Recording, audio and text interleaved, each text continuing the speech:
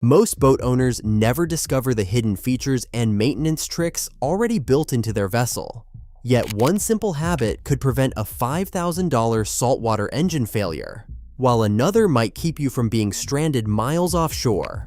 Before your next trip, learn these 17 little-known boating secrets that can save you time, money, and potentially your life. Let's start with secret number 17. Secret number 17. The muffs flush that saves your engine. Picture this. You get back from a day on the salt, hose off the hull, and call it a day. But here is what most boaters miss. The most damaging salt is not on the hull. It is the salt sitting inside your engine's cooling passages, crystallizing and eating away at aluminum from the inside. The fix is a cheap rubber clamp called flush muffs. You slip them over the lower unit's water intakes, hook up a garden hose, start the engine, and run fresh water through the cooling system for 5 to 10 minutes. Here is the part nobody tells you. Turn the water on before you start the engine, and let the engine die before you shut the water off. Run the water pump dry for even a few seconds, and you can destroy the rubber impeller, a $300 to $400 repair. Do this after every saltwater trip and your power head can last twice as long. But the next name on the list carries serious weight. Secret number 16. The trim trick for fuel and comfort. That switch on your dash labeled trim, or those metal plates on your transom. Most boaters have no clue how to actually use them, and that is costing them money and a rough ride. Here is the deal. Trim tabs and engine trim control the angle of your boat in the water. Get it wrong and your bow plows into waves, fuel burn skyrockets, and everyone aboard gets soaked. Here is the twist. The goal is to run the bow as high as possible while the propeller still grips the water. Trim the bow up gradually until the boat feels light and the revolutions per minute climb slightly at the same throttle. That is your sweet spot, the planing position where you use the least fuel for the most speed. In choppy water, trim the bow down to slice through waves instead of slamming over them. Master this, and you can cut fuel consumption by 10 to 20% on a long run. But the next entry challenges everything we just discussed. Secret number 15. Reading your own wake to find the sweet spot. This costs nothing and works on any boat. Most people stare at the speedometer to find efficient cruising speed. But here is what they do not tell you. Your speedometer lies, especially the paddle wheel type that fouls with weeds. The real tell is behind you. When your boat plows, it throws a steep wall of water. As you climb onto the plane and trim out, that wake flattens and the spray moves toward the back. The flattest, cleanest wake at the lowest throttle is your most efficient cruise. Running just below planing speed, what we call plowing, is the single most fuel-wasting thing you can do. You burn maximum fuel for a mediocre speed. Learn to read your wake, and you will find the efficient zone every time, no gauges needed. But the next case might be the most revealing of all. Secret number 14. The kill switch lanyard that actually saves lives. Ever seen that little red clip with a coiled cord dangling near your throttle? Most boaters tuck it away because it is annoying, and that is a deadly mistake. Here is how it works. One end clips to the switch, the other clips to you, your belt, your life jacket, or your wrist. If you get thrown from the helm by a wave or sharp turn, the lanyard yanks the clip and instantly kills the engine. Without it, here is the nightmare. A driverless boat thrown into a turn becomes a circle of death, spinning back around and striking whoever fell overboard with a spinning propeller. As of 2021, U.S. federal law requires operators of most boats under 26 feet to use these on plane. But this next example reveals the real story. Secret number 13. Docking with the wind, not against it. You come into the dock, the wind pushes you sideways, and you fight the wheel and throttle in a panic while people watch. Most boaters muscle through it and look like amateurs. But here is what the pros know. You do not fight the wind and current. You use them. Before you commit, stop well clear and feel which way the wind and water push you. Then plan your approach so the elements carry you gently onto the dock instead of away from it. Approach at idle, angling into the wind so it acts like a brake. Here is the pro move. Never approach the dock faster than you are willing to hit it. Use short bursts of forward and reverse to walk the boat in. And remember a critical truth. Boats steer from the back. The stern swings out the opposite way you turn. Once you understand the back end kicks out, docking suddenly makes sense and you glide in like you have done it 1,000 times. But the deeper you look, the more interesting it becomes. Secret number 12. The spring line that does the work of 3 people. You pull into a slip and try to control the boat with one bow line, and it swings around uncontrollably. But here is what most boaters overlook. There is a single line that can hold your entire boat against a dock in wind and current, called a spring line. A spring line runs from a cleat near your boat's middle forward to a dock cleat ahead of it at an angle. Here is the magic. When wind or current tries to push your boat backward, the spring line stops it and pulls the hull snug against the dock. Tie one correctly and you can step off and tie the rest at your leisure instead of scrambling.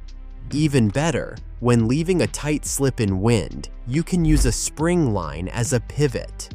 Idle gently against it and the boat swings its bow or stern out, letting you pull away cleanly from a spot that looked impossible to escape. But the next position belongs to a true classic. Secret number 11. The bilge pump is not a backup. It is a warning system. Before we get to the really mind-blowing stuff, do me a favor and hit that like button. We did a ton of research for this, and it genuinely helps us keep making content like this. Done. Awesome. Most boaters think the bilge pump is there to keep them from sinking. That is dangerously wrong. Here is the truth. A typical bilge pump moves a few hundred to maybe 1,500 gallons per hour. A 2-inch hole below the waterline lets in thousands per hour. Your pump will never keep up with a real breach. It is not a backup. It is a warning system. The trick is to know your normal. A healthy boat takes on almost no water.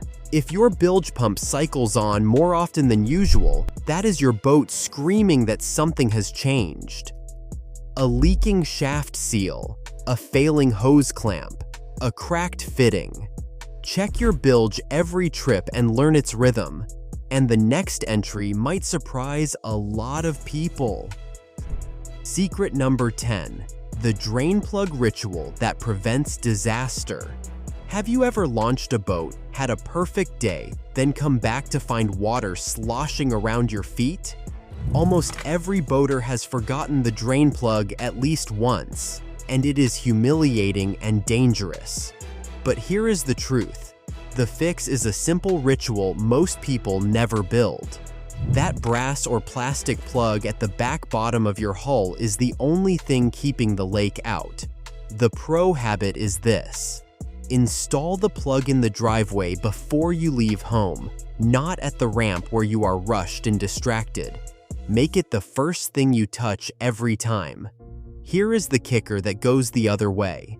The moment you pull the boat out, pull the plug immediately so the bilge drains while you drive home. Forget it at launch and you flood the boat. Forget it after, and you trap water that breeds corrosion and mildew.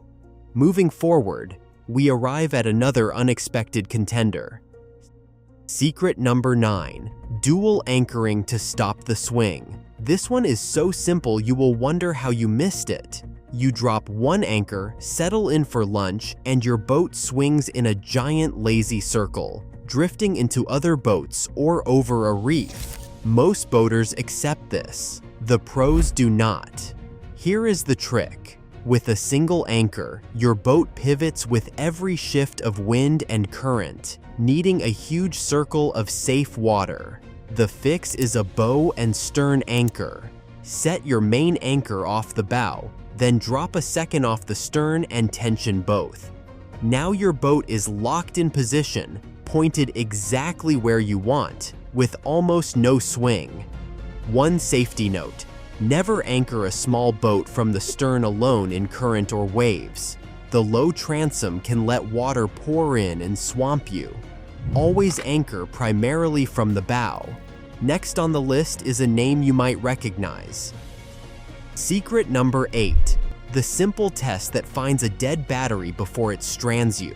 Nothing ruins a trip faster than turning the key offshore and hearing nothing but a click. But here is what many boaters never discover. Your battery almost always warns you before it dies completely, if you know how to look. Most boats have a battery switch with positions for 1, 2, both, and off.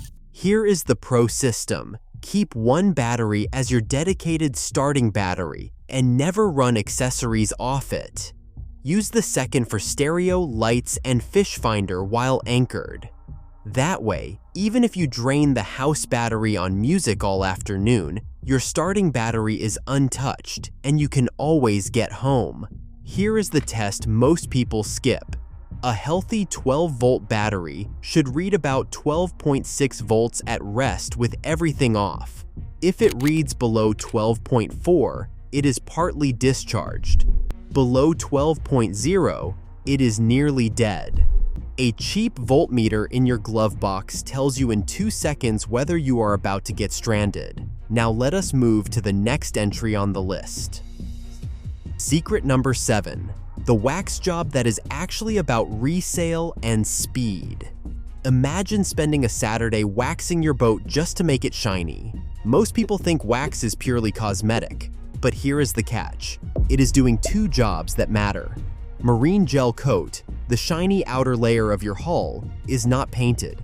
It is a pigmented resin the sun slowly destroys. Without protection, UV rays oxidize it, turning it chalky, dull, and eventually porous. Once it oxidizes badly, it soaks up stains and is expensive to restore. Here is the part that surprises people.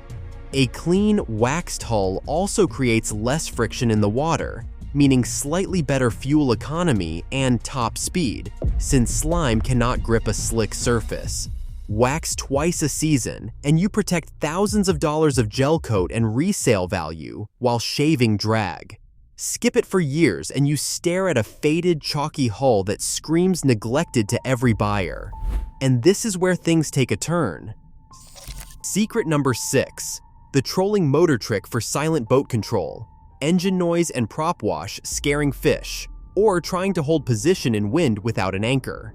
These are problems most boaters just live with. But here is what they do not realize. A trolling motor is not just for fishing. It is a precision control tool. Modern trolling motors with GPS can do something remarkable. They have a spot lock feature. At the push of a button, the motor uses GPS to hold your boat in one exact position automatically, fighting wind and current with constant tiny adjustments. No anchor needed. Here is the kicker. This works in deep water where anchoring is impractical, over structure where an anchor would snag, and it lets you reposition silently without spooking fish. Now we move to something completely different. Secret number 5. Your VHF radio does way more than you think. Did you know the radio bolted to your dash might already be your single most important piece of safety gear? Most boaters treat the VHF as an old-fashioned chat tool and reach for their cell phone in an emergency. That is a serious mistake. Here is the scary part. Cell coverage drops off fast on open water, and a cell call reaches only one person.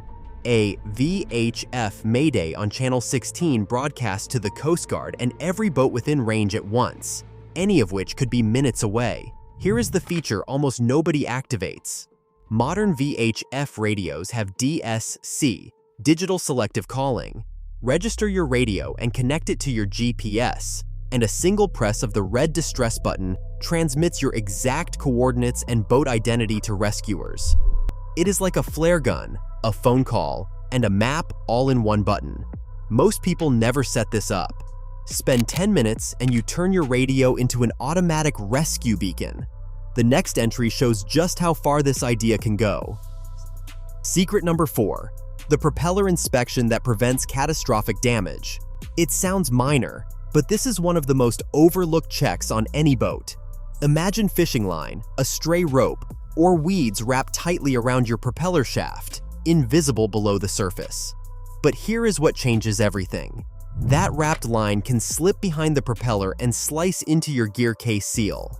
Once that seal fails, water gets into your lower unit gear oil, and salt water plus gear oil equals a destroyed gear case. Easily a $1,500 to $2,500 repair. Here is the pro habit. Every time you load the boat on the trailer, tilt the engine up and look closely at the propeller and the shaft behind it. Check for fishing line wrapped at the base, dings on the blades, and any milky residue signaling water in the gear oil. Catch a few wraps early and you remove it in 2 minutes. Ignore it and you are buying a new lower unit. And then there is this. Secret number 3, the hidden storage and dry bag system pros swear by. While many boaters complain about gear sliding everywhere and getting soaked, they are overlooking smart storage built right into how a boat is designed. Many boats have concealed under deck and in gunnel storage that owners never fully use. Yet most people pile everything in one wet locker. Here is the pro system. The lowest, driest compartments, often under the console or in a sealed bow locker, are for things that must stay dry, like flares, documents, and electronics. Open rear lockers near the bilge get wet, so those are for anchors, dock lines, and fenders that do not care. Here is the trick that ties it together. Pros store the must-stay dry essentials inside a sealed dry bag, even inside a dry locker. Boats take spray, rain, and the occasional wave over the bow, and one soaking can ruin a phone, a wallet, or your registration. Use your storage by zone and bag your essentials, and nothing important ever gets wet again. But that is only part of the story. Secret number 2. The fender placement most people get backwards. Ever notice your fenders dangling uselessly while your hull still scrapes the dock? That is not bad luck. It is bad placement, and almost no boater is taught how to do it right. Here is how it actually works. A fender only protects you if it sits at the widest point of your hull where it will actually contact the dock, not too high where it rides above the dock, and not too low where it dangles in the water. The pro method is to hang fenders so they sit at the dock's height at your boat's widest beam. Here is the part most people get wrong. Tie fenders to a solid base rail or cleat, never to a thin lifeline that can bend, and the knot matters. A clove hitch with a couple of half hitches lets you adjust height in seconds and will not slip under load. Set 2 or 3 fenders at the right height before you approach the dock, not while scrambling alongside it. And this is where the list gets serious. Secret number 1, the float plan that could save your life. Have you ever pushed off from the ramp without telling a single soul exactly where you were going or when you would be back? Almost everyone has, and it is the most dangerous habit in boating. But here is what changes everything. If something goes wrong offshore, a dead engine, a storm, an injury, rescuers can only find you if they know roughly where to look. The ocean and big lakes are enormous, and a search with no starting point can take days you may not have. Here is the pro move, and it takes 2 minutes. Before you leave, tell a reliable person on land your float plan. Where you are launching, the area you will fish or cruise, how many people are aboard, a description of your boat, and most importantly, the time you will call when you are safely back. Then comes the critical part most people forget. You must call that person the moment you are off the water so they do not panic. Here is why this beats everything. If you do not check in, that person knows to call the Coast Guard and tell them exactly where to start searching. That one piece of information can cut a multi-day search down to hours.